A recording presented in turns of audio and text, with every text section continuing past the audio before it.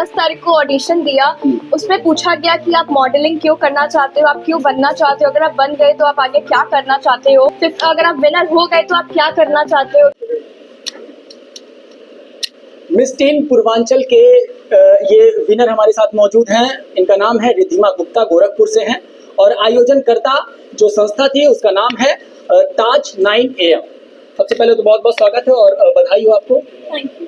14 साल की उम्र में जब मॉडलिंग की दुनिया में कदम रखने की बात होती है तो एक्साइटमेंट होता है या डर होता है?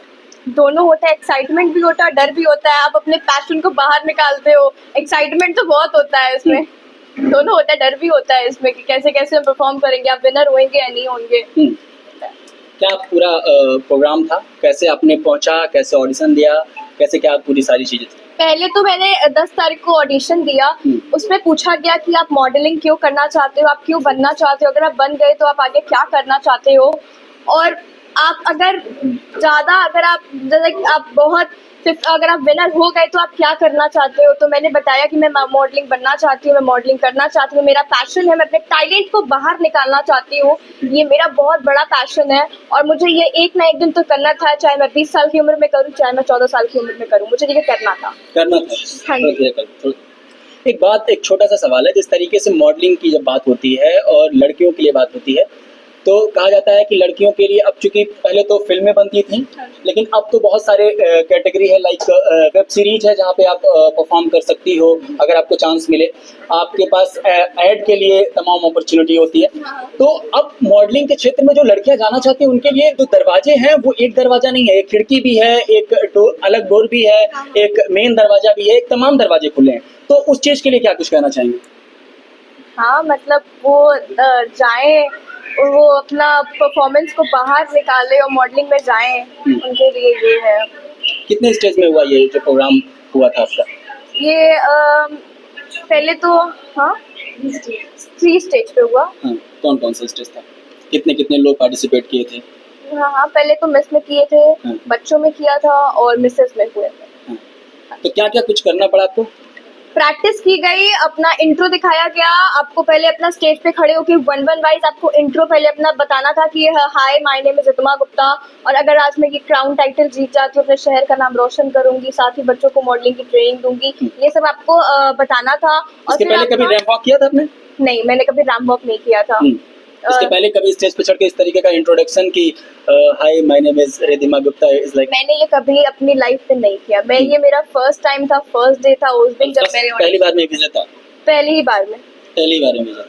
तो स्कूल में क्लास वगैरह में क्या कुछ चर्चाएं गई स्कूल तक से? हाँ, मैं गई हूँ, एग्जाम देने गई हूँ। आज तो मेरी छुट्टी थी, वन वाइज एक्चुअली गैप होता है। तो स्कूल में एक्चुअली सबको पता चल गया कि मैं मॉडलिंग की हूँ और मैं विनर हो गई हूँ ताज मिस पूर्वांचल। मैं पूर्वांचल बन चुकी हूँ। स्कूल में बहुत सब खुश है और टीचर्स भी मुझे कॉन्ग्रेचुलेशन बोल रहे हैं और कह रहे हैं कीप ग्रोइंग अप।